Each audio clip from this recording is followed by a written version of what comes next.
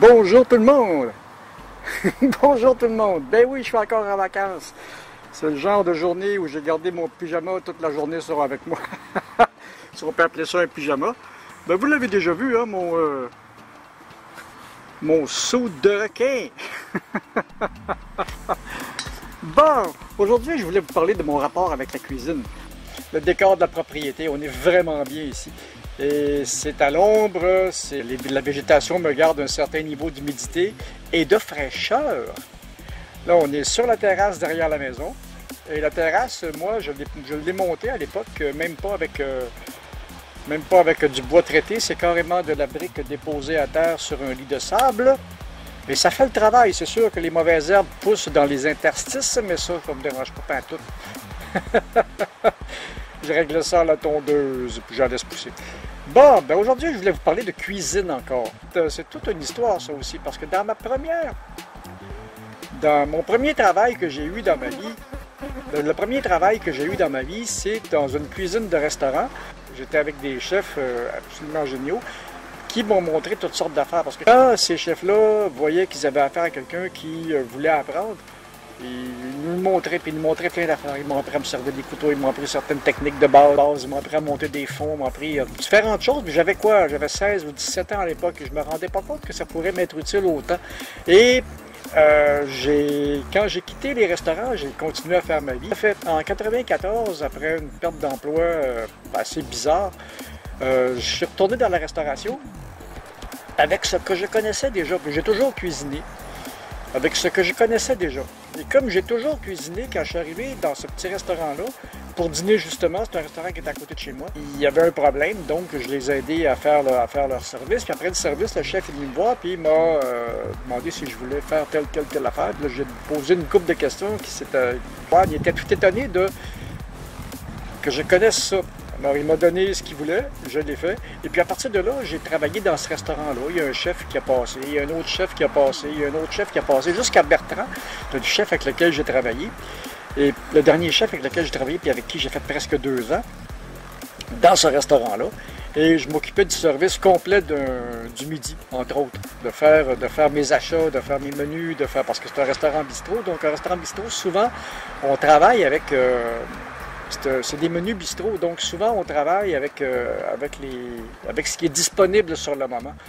Au niveau des fruits et des légumes, on fonctionne avec ce qui est disponible en saison. Et au niveau des viandes, ben, souvent le boucher m'arrive avec des choses sur lesquelles il y a des spéciaux.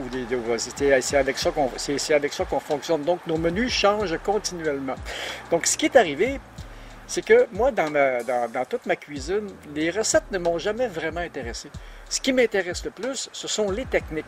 Alors, encore une fois, je vous dis, j'ai mis la main sur ces beaux bouquins-là. C'est les cuisines du monde. Pas celui-là, lui, ça, c'est des recettes.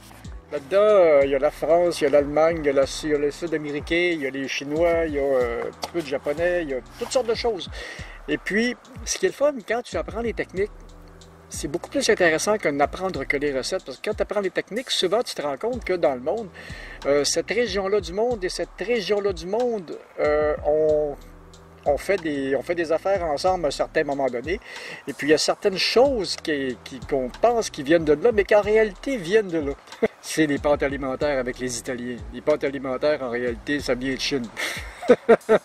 C'est comme ça que j'ai appris aussi à faire des liens entre les cuisines du monde et à m'habituer, comme un chef me disait, si tu veux être sûr de ne pas te tromper, quand tu concoctes un plat, essaie d'aller chercher tous les ingrédients qui viennent de la même région.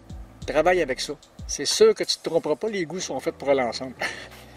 Alors, ces beaux bouquins-là me donnent, si on voit ici, là, ces beaux bouquins-là me donnent beaucoup d'histoire, me donnent quelques recettes, et me donne beaucoup de techniques et d'explications et de liens à faire entre les recettes. J'avais aussi à un moment donné le Larousse, dans le restaurant où j'ai travaillé, le dernier, j'avais le Larousse de cuisine.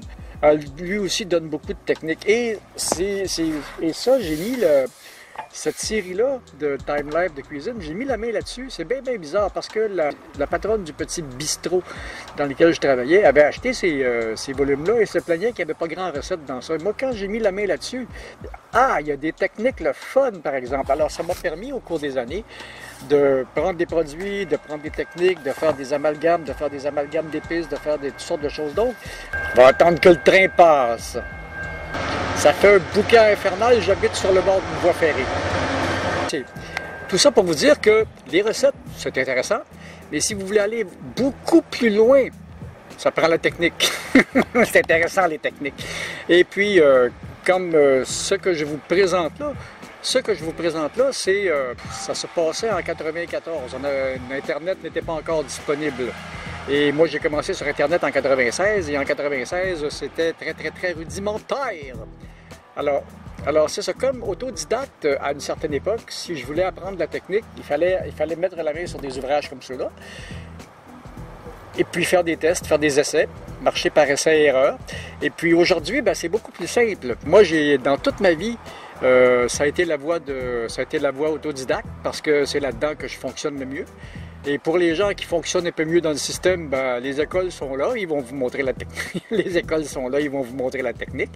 Et puis dans mon cas, je continue à apprendre de la façon avec laquelle je le fais le mieux, en faisant des recherches moi-même et des essais moi-même. C'est sûr que je vais aller beaucoup moins loin que quelqu'un qui a suivi un cours de cuisine, mais la technique que j'ai acquise versus les connaissances que j'ai acquises aussi dans ce domaine-là, ça me permet de faire des affaires le fun et très simples.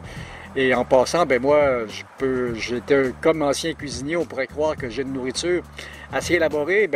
Pas du tout. Mes menus sont très simples et frugaux. C'est comme ça que c'est le meilleur. C'était ça la petite vidéo pour aujourd'hui. Si vous avez aimé ça, donnez-moi le petit pouce qui fait plaisir, abonnez-vous à la chaîne, partagez, et puis moi, on se revoit dans la cuisine, depuis le temps que je vous le promets. Salut!